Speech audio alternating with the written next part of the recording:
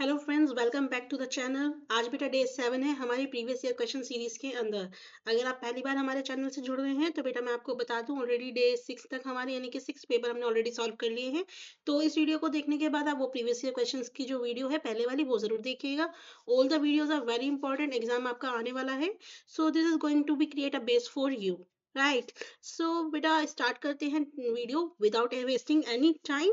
बस आपसे एक छोटी सी रिक्वेस्ट है, अगर आपको वीडियो यूजफुल लगे, अगर आपको पढ़ाया हुआ अच्छा लगे, आपको वीडियो समझ में आए तो वीडियो को लाइक कीजिएगा, चैनल को सब्सक्राइब कीजिएगा। चलिए स्टार्ट करते हैं हम हमारे आज के पहले क्वेश्चन के साथ, जहाँ पे बेटा पूछा गया है plants like cuscuta amarbel do not have chlorophyll.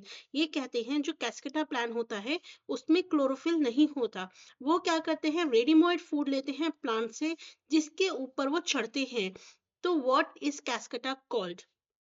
तो बेटा याद रखिएगा, जब कभी भी कोई प्लांट्स किसी दूसरे प्लांट्स के न्यूट्रिएंट्स को लेता है, किसी दूसरे प्लांट से न्यूट्रिएंट्स को लेता है, तो ऐसे प्लांट्स को हम बोलते हैं पैरासाइट्स। क्या बोलते हैं? पैरासाइट्स। पैरासाइट्स क्या करते हैं, जो दूसरों का खून चूसते हैं ना, उन्हें हम बोलते हैं पैरासाइट्स। तो यहाँ पे हम क्या कर रहे हैं, दूसरे प्लांट से हम अपने क्या ले रहे हैं बेटे, न्यूट्रिएंट्स ले रहे हैं या रेडीमेड फूड ले रहे हैं। चलिए नेक्स्ट क्वेश्चन की तरफ चलते हैं, देखते हैं नेक्स्ट क्वेश्चन के अंदर बेटा क्या कहा गया है। नेक्स्ट क्वेश्चन में कहा गया है which of the following statement is are incorrect about our stomach. हमारे स्टमक के बारे में बेटा कौन सी बात इनमें से गलत कही गई है? It is a thick wall bag. बिल्कुल सही बात है बेटा, स्टमक हमारा कैसा होता है, थिक वॉल बैग होता है। Its shape is like flattened S. S नहीं होता बेटा, जे शेप का होता है।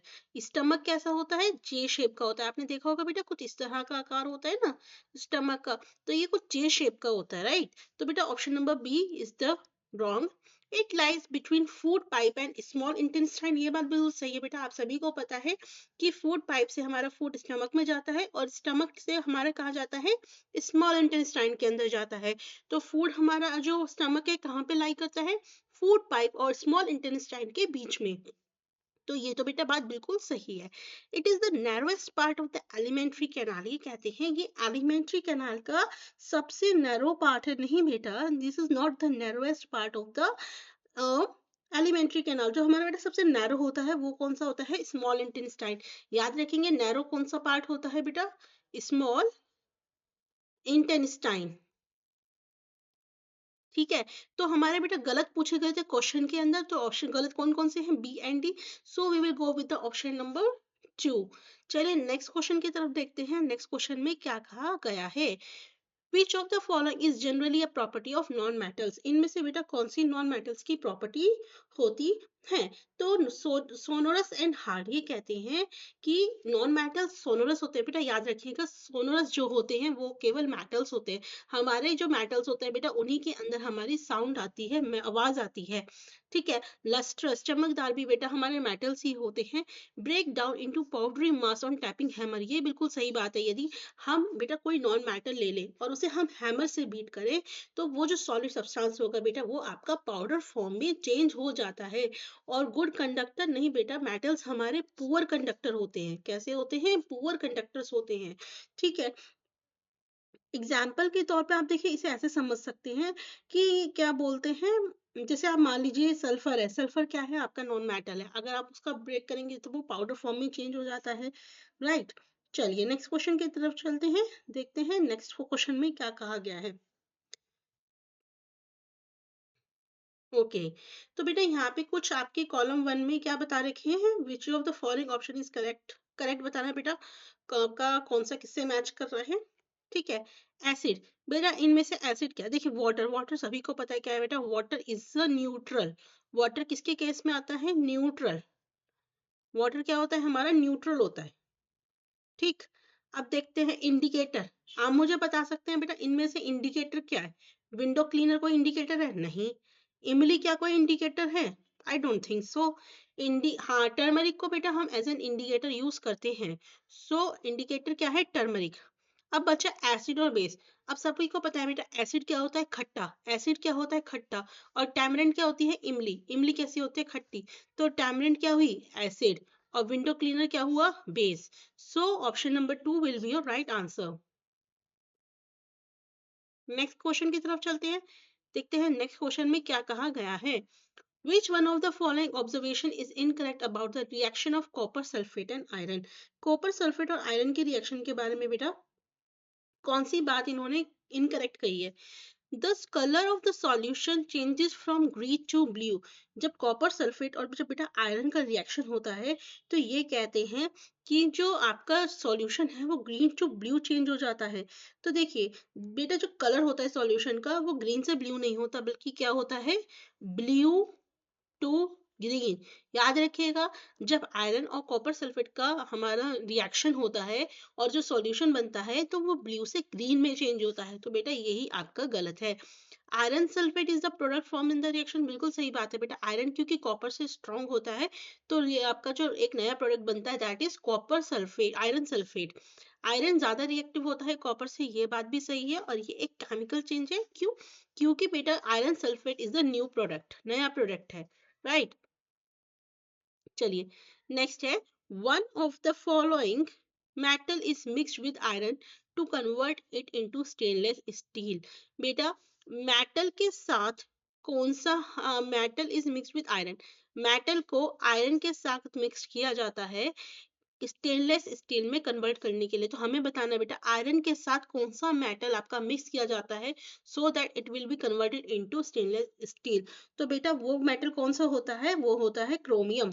कौन सा होता है? क्रोमियम। सो क्रोमियम बेटा हमारा आयरन के साथ मिक्स होकर, ठीक है, आपका क्या बनाता है? Stainless steel. देखिए मेनली क्या होता है बेटा, स्टेनलेस स्टील हमारा क्या है? एक एलॉय होता है। एलॉय क्या होता है कि जिसमें हमारे एक से ज्यादा मेटल मिक्स होते हैं, है ना। लेकिन एक मतलब उसमें कम से कम एक मेटल होता ही होता है, ठीक है। और किस किस से? आयरन, कार्बन और क्रोमियम, इन सब से मिलके हमारा ये बनता है, ठीक। इसमें बेटा हमारा एक निकल भी होता है, ठीक है। और आपके और भी होते हैं, मॉलिब्डेनम, टाइटेनियम भी होता है, बट आपका जो मेन है वो कौन सा मेटल है? क्रोमियम। कौन सा है? क्रोमियम। नेक्स्ट क्वेश्चन की तरफ चलते हैं, देखते हैं नेक्स्ट क्वेश्चन में क्या बोला गया है। One of the following is incorrect about Lumi soil. Lumi soil के बारे में इनमें से एक बात गलत है, वो क्या है? Lumi soil is a mixture of sand, clay and silt. बिल्कुल सही बात है बेटा।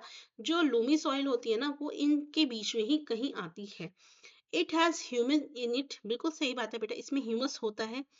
वाटर होल्डिंग कैपेसिटी भी होती है। It does not hold air. ऐसा नहीं है कि एयर नहीं होती बेटा। एयर जो होती है ना सबसे कम किस में होती है ना? सैंड में होती है। सबसे कम किस में होती है? सैंड में, क्योंकि उसके जो पार्टिकल्स होते हैं वो बहुत पास पास होते हैं, तो सबसे कम वही। लेकिन ये कहना कि ये होल्ड नहीं करती एयर, ये गलत है। So option number 4 is wrong, ठीक। नेक्स्ट क्वेश्चन की तरफ चलते हैं, देखते हैं नेक्स्ट क्वेश्चन में क्या कहा गया है। आपके बेटा कॉलम 1 के अंदर कुछ लिविंग बींग्स के नाम दिए गए हैं, कॉलम 2 में रेस्पिरेटरी ऑर्गन्स के। हमें बताना है बेटा कौन किससे हमारा करता है। अब देखिए एक तो सब बच्चों को ही पता है कि मैम फिश तो गिल्स से करती है, फिश गिल्स से करती है। नाउ अदर पे आते हैं। तो बेटा आपको क्या पता है कि कॉकरोच के अंदर क्या होते हैं बेटा? ट्रैकिया होते हैं। कॉकरोच में क्या होते हैं? ट्रैकिया। अर्थवॉर्म बेटा जो हमारा करती है वो स्किन से करती है। आपने कभी देखा है बेटा अर्थवॉर्म बिल्कुल क्या होती है ना, स्किन चिपकी रहती है जमीन से। तो जब जमीन से चिपकेगी तो बेटा वो सांस कहाँ से लेगी? सीधी सी बात है अपनी स्किन से ही लेगी। और बेटा जो लिजार्ड होते हैं, लिजार्ड किसका यूज करते हैं? लंग्स का। लिजार्ड्स में क्या होता है? लंग होते हैं। So option number 1 will be your right answer. चलिए नेक्स्ट क्वेश्चन की तरफ चलते हैं, देखते हैं नेक्स्ट क्वेश्चन में क्या बोला गया है। Which of the followings are correct about human circulatory system. देखिए यहाँ पे भी बेटा ह्यूमन सर्कुलेटरी सिस्टम से क्वेश्चन आया हुआ है, इसलिए ही मैंने बोला था कि ये टॉपिक बेटा आपका इंपॉर्टेंट रहता है। हर साल आपको ज्यादातर इस टॉपिक से क्वेश्चन देखने को मिल जाता है, ठीक है। देखिए बताइए, arteries carry oxygen rich blood from heart to all body part. कि आर्टरीज बेटा ऑक्सीजन रिच ब्लड लेती हैं हार्ट से, सभी बॉडी पार्ट हार्ट से लेती हैं और सभी बॉडी पार्ट्स तक पहुंचाती हैं। बात सही है। Veins carbon dioxide rich blood लेती हैं सभी बॉडी पार्ट से और वो हार्ट तक लेके आते हैं, ये बात भी सही है। Blood flow is rapid and at high pressure, thus vein have thick elastic wall. बेटा लास्ट क्लास में भी बताया था कि वेन्स का थिक नहीं, थिन इलास्टिक वॉल होती है। वेन्स की क्या होती है बेटा? थिन नहीं, थिक इलास्टिक वॉल्स होती हैं, ठीक। ब्लड फ्लो जो करता है बेटा सर्कुलेटरी सिस्टम में, वो रैपिड और हाई प्रेशर में होता है, आर्टरीज के अंदर होता है, वेन्स में नहीं होता, आर्टरीज के अंदर होता है। ठीक है, आर्टरीज के थिक इलास्टिक वॉल्स होती हैं ताकि वो प्रेशर झेल सके, है ना। वेन्स क्या करती है बेटा, जब हमारा आर्टरीज में ब्लड आता है तो वो उसे स्क्वीज करके नीचे की तरफ उसे भेजती हैं वेन्स में, तो और वहां पे वॉल्स होते हैं। The walls present in arteries, arteries में वॉल्स नहीं होते बेटा, वेन्स में होते हैं, ताकि आपका मिक्सिंग ऑफ ब्लड ना हो, ब्लड एक ही डायरेक्शन में फ्लो कर सके। तो इन्होंने क्या पूछा है, करेक्ट पूछा है, तो option number 1 that is A and B will be your right answer. ठीक, चलिए नेक्स्ट क्वेश्चन की तरफ चलते हैं, देखते हैं नेक्स्ट क्वेश्चन में क्या कहा गया है। Which of the following is are true about transport of water and minerals in plant? बेटा अगर मैं प्लांट्स के अंदर वाटर और मिनरल्स के ट्रांसपोर्ट की बात करूं तो बेटा ट्रांसपोर्टेशन से क्वेश्चन लगा हुआ है, तो इसमें से कौन सी बात सही है। Plants have pipe like vessels to transport water and nutrients from the soil, बिल्कुल सही बात है बेटा। जो हमारे प्लांट्स होते हैं तो उनमें क्या होता है बेटा, पाइप लाइक स्ट्रक्चर होता है जो क्या करता है, जो हमारे न्यूट्रिएंट्स होते हैं, सॉइल के अंदर पानी होता है, वो प्लांट्स तक पहुंचाते हैं। Phloem transport water in plants, बेटा ये कहते हैं कि फ्लोएम आपका ट्रांसपोर्ट करता है, नहीं बेटा। जाइलम जो होता है एक वस्कुलर टिश्यू होता है जो कि वस्कुलर प्लांट्स में होता है, ट्रांसपोर्ट करता है water and nutrient from roots of a plants to the tips of the leaves. Xylem, xylem करता है, फ्लोएम नहीं करता, याद रखेंगे बेटा। जाइलम ट्रांसपोर्ट करता है वाटर और न्यूट्रिएंट्स को प्लांट्स के अंदर। फूड इज ट्रांसपोर्टेड बाय, नहीं, फूड जो होता है बेटा वो फ्लोएम के द्वारा दिया जाता है, याद रखेंगे।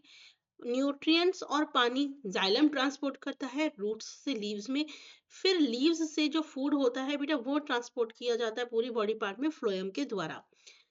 Photosynthesis generate energy which helps in pulling water from the roots to different part of the plants। ये कहते हैं photosynthesis जो होता है बेटा जनरेट करता है एनर्जी, तो ये बेटा गलत है।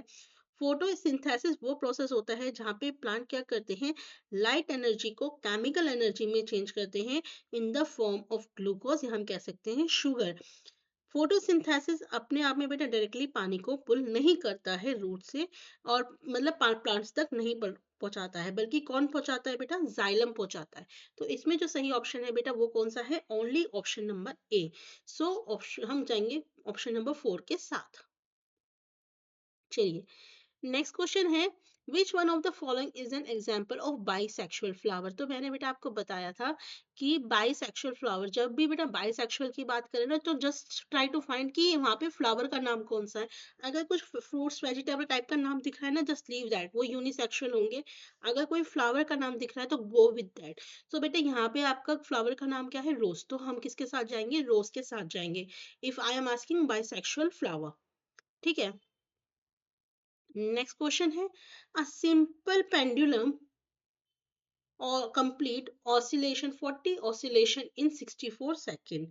तो एक सिंपल पेंडुलम है बेटा जो क्या करता है, 40 ऑसिलेशंस करता है 64 सेकेंड में। What is the time period of the pendulum. तो बेटा देखिए मेरे को पता है टाइम पीरियड का फॉर्मूला क्या होता है, total time taken divided by number of oscillations. ठीक, ये मेरा बेटा टाइम पीरियड का फॉर्मूला होता है। तो टोटल टाइम कितना लिया, 64, ऑसिलेशंस कितने हैं 40, तो बेटा आंसर क्या आएगा, 1.6 सेकेंड। क्या आएगा, 1.6 सेकेंड। चलिए नेक्स्ट है, when an electric current flows through a wire the wire gets heated। जब बेटा इलेक्ट्रिक करंट हमारा एक वायर से पास होता है, करंट मतलब वायर से पास होता है तो वायर जो होती है वो गर्म हो जाती है। Which of the following appliances use this property, इनमें से कौन सा अप्लायंस है बेटा जो इस प्रॉपर्टी को फॉलो करता है। देखिए अब बेटा एक चीज बताइए, जो आपका रेफ्रिजरेटर है, वैक्यूम क्लीनर है, वाटर पंप है, बेटा ये सब ना आपके इस पे प्रॉपर्टी पे काम नहीं करते। जो हमारा टोस्टर होता है उसके अंदर जो वायर होते हैं वो क्या होते हैं हीट होते हैं, और उसी हीट से क्या होता है हमारे जो ब्रेड वगैरह होते हैं वो टोस्ट होते हैं। बेटा ये होता है heating effect of electric current. ये कौन सी प्रॉपर्टी होती है? Heating effect of electric current. ठीक है, जो क्या करते हैं बेटा इस प्रॉपर्टी पे काम करती हैं। ठीक है, रेफ्रिजरेटर आप सभी को पता है बेटा कोल और फूड को रिजर्व प्रिजर्व करने के लिए यूज होता है। वैक्यूम क्लीनर एक क्लीनिंग डिवाइस है जो डर्ट और डस्ट को रिमूव करती है। और वाटर पंप एक मैकेनिकल डिवाइस है जो कि पानी को बेटा ट्रांसपोर्ट करती है। तो ये तो ऑप्शन हो ही नहीं सकते। तो कौन सा ऑप्शन होगा? Option number 2। चलिए नेक्स्ट क्वेश्चन की तरफ चलते हैं। मिरर से बेटा, मिरर से क्वेश्चंस देखने को मिलते हैं, इंपॉर्टेंट है, जरूर देखिएगा। देखिए,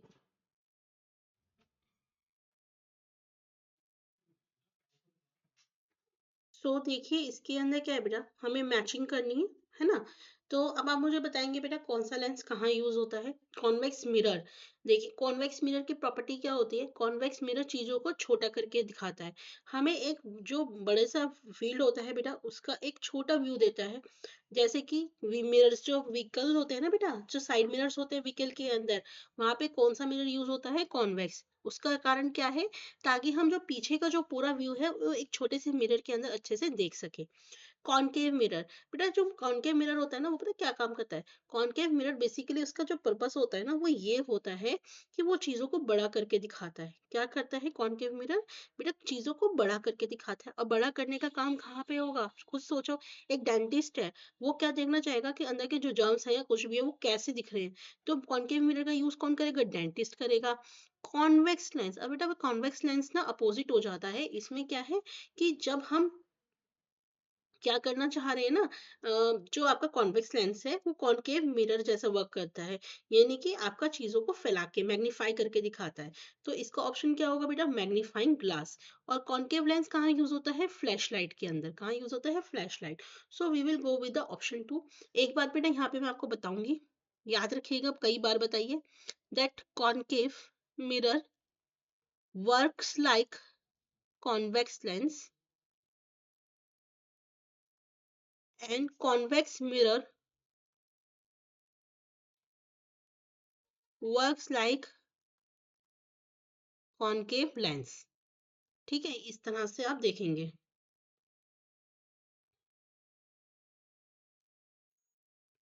विच of the following is classified as contact force? बेटा इनमें से कॉन्टैक्ट फोर्स कौन से है? मैंने बेटा लास्ट में भी बताया था। Electrostatic non contact, gravitational non contact, magnetic non contact. Muscular force जो होता है, क्योंकि हम बेटा इसमें मसल्स का यूज करते हैं, अपनी बॉडी हेड्स का यूज करते हैं, तो this is a contact force. Next है, in which one of the following case friction force is undesirable? इनमें से बेटा फ्रिक्शन फोर्स हमारी अनडिजायरेबल है, कि हमें फ्रिक्शन फोर्स की जरूरत नहीं है पड़ती। Writing with a pen. देखिए अगर पेन और पेंसिल से हमें राइट करना है बेटा फ्रिक्शन होना जरूरी है। अगर आपके पेन और कॉपी के बीच में फ्रिक्शन नहीं होगा तो आप लिख नहीं पाओगे। रोड पे चलने के लिए भी बेटा फ्रिक्शन की जरूरत है। मूविंग जो पार्ट्स होते हैं मशीन के उसमें भी हमें फ्रिक्शन की जरूरत पड़ती है। सॉरी, अर्थ का जो पोर्ट होता है बेटा उसमें भी हमें, अगर हम देखिए पोर्ट को पकड़ नहीं पाएंगे तो वो चीज बेटा आपकी गिर जाएगी। हाँ, जो मूविंग पार्ट्स होते हैं बेटा हमें उसके ऑपरेशन के लिए फ्रिक्शनल फोर्स की जरूरत नहीं पड़ती। वहां पे बेटा हमारा जो लिब्रिकेशन होता है वो काम करता है। ठीक है, ये जो फ्रिक्शन होता है जनरेट करता है हीट एंड कॉज करता है wear and tear on the machine components. ठीक है, तो बेटा फ्रिक्शन फोर्स क्या होता है? अपोजिट करता है। तो option number 4 will be your answer. ये नहीं होगा बेटा option number 2, it's 4, operation of moving parts. Next question है, which one of the following option is incorrect?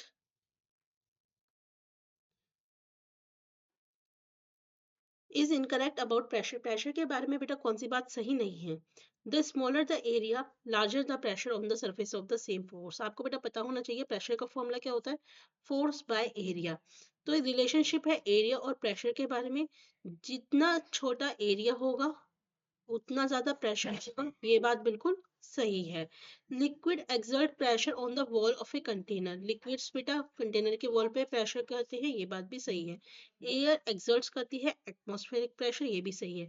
We do not feel atmospheric pressure as it is negligible in quantity, बेटा नहीं, ये बात बिल्कुल गलत है कि हम एटमॉस्फेरिक प्रेशर इसलिए नहीं फील करते कि वो नेग्लिजिबल होती है, बल्कि रीजन क्या है, हम एटमॉस्फेरिक प्रेशर इसलिए नहीं फील कर पाते क्योंकि हमारी जो बॉडी के अंदर प्रेशर होता है वो इक्वल टू एटमॉस्फेरिक प्रेशर होता है, जो दोनों प्रेशर को कैंसिल आउट कर देता है। तो we will go with the option number 4। ठीक, चलिए नेक्स्ट क्वेश्चन क्या है। Which of the following is incorrect, sorry correct about the sound, sound के बारे में बेटा कौन सी बात सही गई है। साउंड वाइब्रेटिंग ऑब्जेक्ट्स के द्वारा प्रोड्यूस की जाती है, मैंने लास्ट क्लास में भी बताया था। Sound does not require a medium to travel, मैंने बताया था बेटा साउंड को मीडियम की जरूरत होती है, चाहे वो सॉलिड हो, चाहे वो लिक्विड हो, चाहे गैस हो। साउंड कभी भी बेटा मेरा वैक्यूम में ट्रेवल नहीं करती, साउंड मेरा कभी भी वैक्यूम में ट्रेवल नहीं करती। In humans the vibration of the vocal cord produces sound, बिल्कुल सही बात है बेटा, ह्यूमंस के अंदर जो वोकल कॉर्ड की वाइब्रेशन होती है उसी से क्या निकलती है, साउंड निकलती है। Plantation on the road side can reduce noise pollution, ये तो बेटा आपने सुना ही होगा कि जितना हम प्लांट्स को ग्रो करेंगे उतना ही ज्यादा क्या होता है, नॉइस पोल्यूशन कम होता है, क्योंकि जो प्लांट्स होते हैं बेटा वाइब्रेशन को एब्जॉर्ब करती हैं। सो हमारा बेटा करेक्ट कौन से हैं, ए, सी एंड डी। चलिए नेक्स्ट है, which of the following is incorrect about charges, charges के बारे में क्या चीज सही है, सॉरी गलत है। Static charges are produced by rubbing, सही बात है बेटा, जब हम दो प्रोजेक्ट को ऑब्जेक्ट को रब करते हैं तो उनके अंदर कौन सा चार्ज आता है, static charge. An electroscope can detect whether a body is charged और नॉट, बिल्कुल सही बात है बेटा, अगर कोई बॉडी चार्ज है या नहीं है ये हमें कैसे पता चलेगा, इलेक्ट्रोस्कोप की मदद से पता चलता है। Like charges repel each other, ये भी बात बिल्कुल सही है बेटा, हमें पता है लाइक चार्जेस रिपेल करती हैं और अनलाइक चार्जेस हमारी अट्रैक्ट करती हैं। ये कहते हैं कि ग्लास रॉड नेगेटिव चार्ज होता है जब इसे हम सिल्क से रब करते हैं, बेटा नहीं, जब हम सिल्क से रब करेंगे तो ग्लास रॉड हमारा पॉजिटिव चार्ज होता है, तो यही हमारा क्या है, इनकरेक्ट है। So we will go with the option number 4, right. Next है, which one of the following correctly represents metal in the decreasing order of reactivity, हमें बेटा डिक्रीजिंग ऑर्डर में लगाना है रिएक्टिविटी की, तो इनमें से हमें बताना है कौन सा क्वेश्चन आपका सही होगा, बताइए। देखिए, अगर मैं रिएक्टिविटी डिक्रीजिंग मतलब क्या है कि सबसे ज्यादा, फिर उससे कम, फिर उससे कम और उससे कम, तो आपको बेटा सबसे पहले पता है सबसे ज्यादा किसकी होती है, एल्यूमिनियम की, जिंक की, आयरन की, और सबसे कम किसकी होती है, कॉपर की। तो what is the option, option number 1 will be your answer. चलिए नेक्स्ट क्वेश्चन की तरफ चलते हैं। Which of the following option is incorrect about scientists and scientific knowledge? Scientist और scientific knowledge के बारे में इनमें से कौन सी बात सही नहीं है। Scientists use one scientific method to discover new knowledge, बिल्कुल बेटा गलत बात है कि साइंटिस्ट हमारी एक ही मेथड को यूज करता है, मल्टीपल मेथड हो सकते हैं बेटा, यही ऑप्शन होगा। साइंस साइंटिफिक नॉलेज टेंटेटिव होती है बेटा, टेम्परेरी होती है जो बदल सकती है। साइंटिफिक नॉलेज ऑब्जेक्टिव होती है, ठीक है। और साइंटिफिक इसका काम क्या है बेटा, डिस्क्राइब करना, अंडरस्टैंड करना नेचुरल वर्ल्ड को इंडिपेंडेंटली और इंडिविजुअल बायसेस या बिलीफ से इंडिपेंडेंट रखना। ऑब्जेक्ट साइंटिफिक नॉलेज हमारी सोसाइटी से प्रभावित होती है, ये बात भी बिल्कुल सही है बेटा, याद रखेंगे, ठीक है। चलिए नेक्स्ट क्वेश्चन क्या है।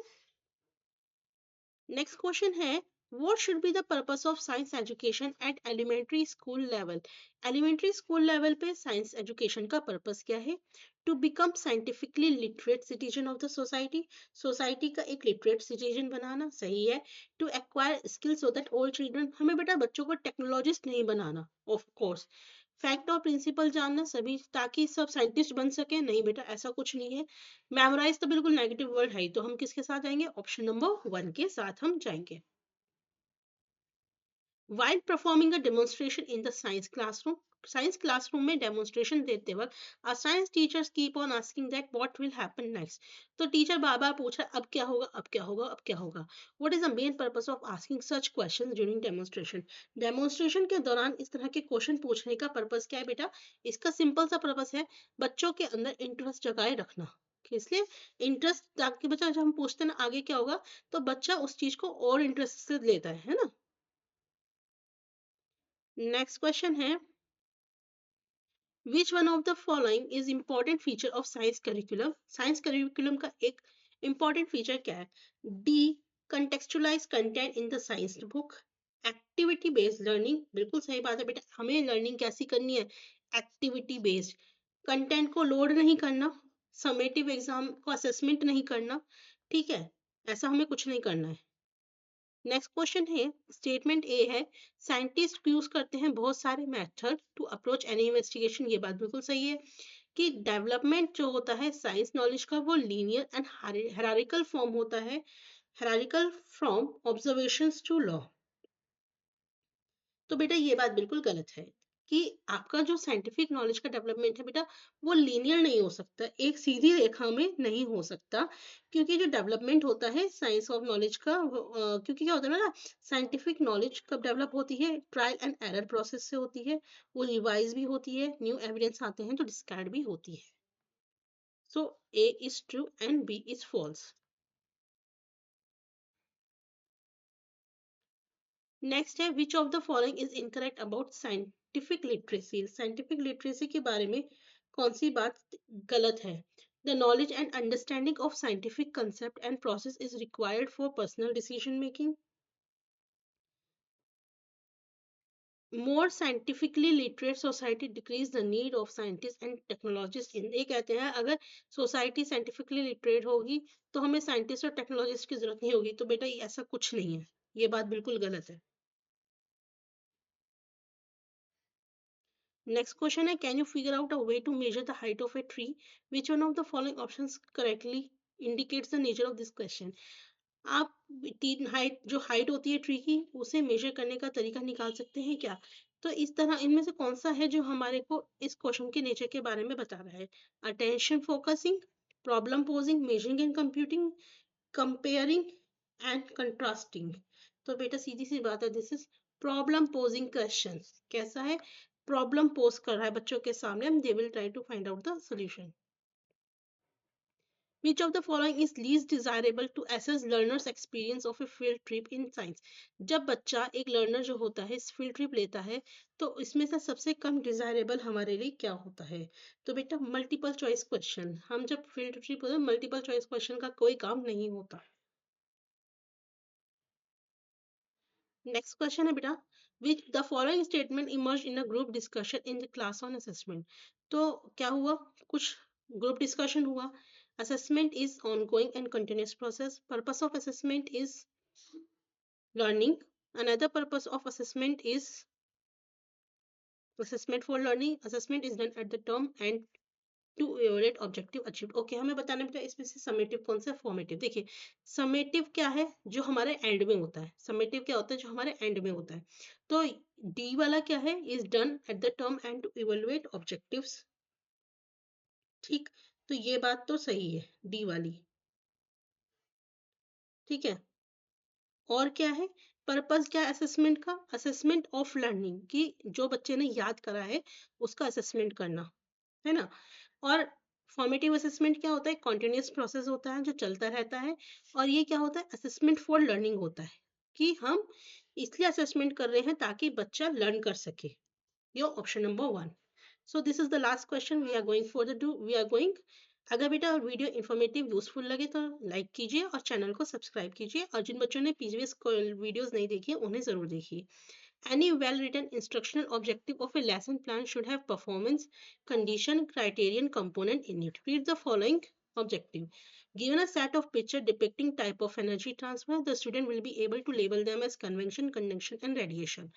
Which option is correct match column to that of the instructional objective? ठीक है, तो इसका आंसर बताइए बेटा क्या होगा? परफॉर्मेंस। परफॉर्मेंस क्या है बेटा?